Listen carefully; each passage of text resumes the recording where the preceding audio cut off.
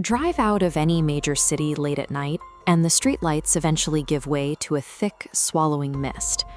Out on Bombay Road, the isolation is absolute.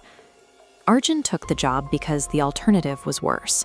With his mother's medical bills piling up and his tuition 3 months overdue, the risks of a remote night shift felt secondary to the weight of his debt. The station was a lonely IndianOil pump on the edge of the suburbs. His friend Bhaskar had warned him to stay away, citing a string of unusual incidents that had turned this specific stretch of road into a local legend. But desperation has a way of silencing intuition. Arjun ignored the warnings, took the keys, and stepped into a role that was never meant to be a simple customer service job. Inside the station office, Arjun found a weathered red diary. It wasn't a logbook, it was a list of survival protocols written by his boss, each one more specific and unsettling than the last. The rules were clear. If a car approaches with its headlights off, do not ask the driver to turn them on. Fill the tank, take the payment, and never, under any circumstances, ask where they are going. Then there was the matter of the money.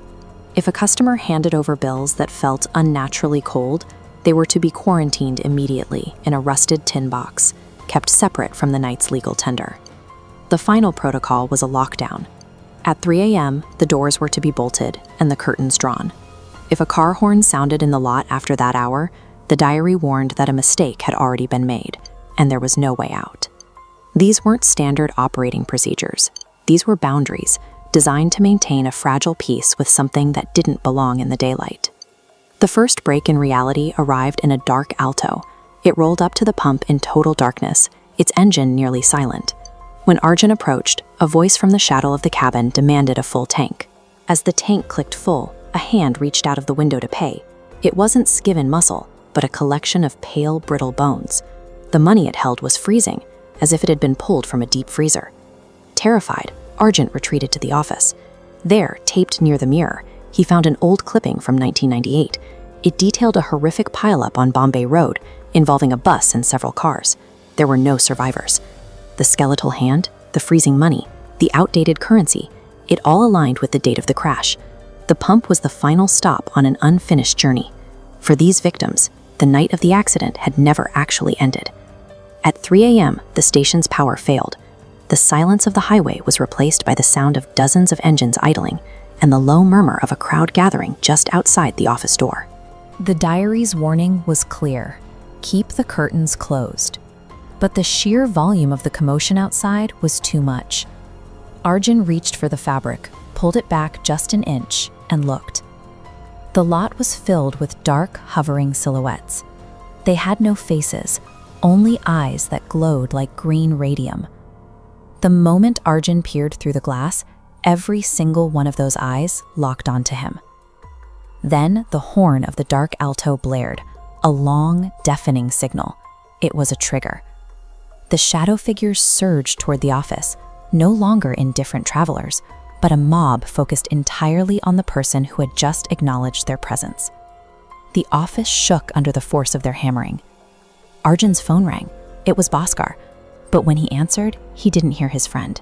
He heard the same raspy, skeletal voice from the pump, chanting a single, relentless demand. Tank full though. The boundary was gone. The terror of the realization that he was trapped in the epicenter of a 20-year-old tragedy was too much. Arjun's mission went dark. Arjun woke to the morning sun and a trashed office. His boss, Naveen Singh, was standing over him with a calm, almost clinical expression. He wasn't surprised by the damage. He had seen it before.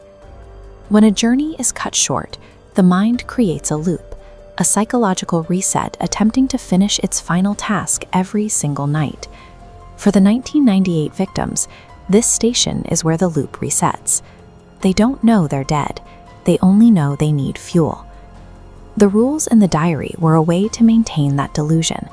By refusing to ask their destination or mention their dead headlights, the worker allows the spirits to believe they are still part of the living world. It's a necessary lie that keeps the peace.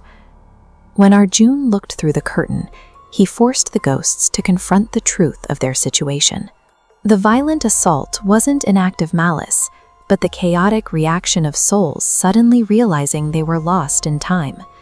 But on the pavement outside, where the dark Alto parked, Arjun found a single car key. Navin explained that Arjun was lucky. While the rest of the crowd had reacted with rage, the driver of the Alto had experienced something different. Amidst the chaos of the night, that one soul finally accepted the reality of the crash. The key was left behind because the driver was no longer trying to reach a destination. Arjun chose to stay on at the station. He realized that the haunting wasn't something to be defeated, but a cycle that required a witness. The road is still long, and the fog is still thick. For most of the travelers on Bombay Road, the journey will never end. But as long as pumps are open and rules are followed, they have a place to stop before heading back out into the dark.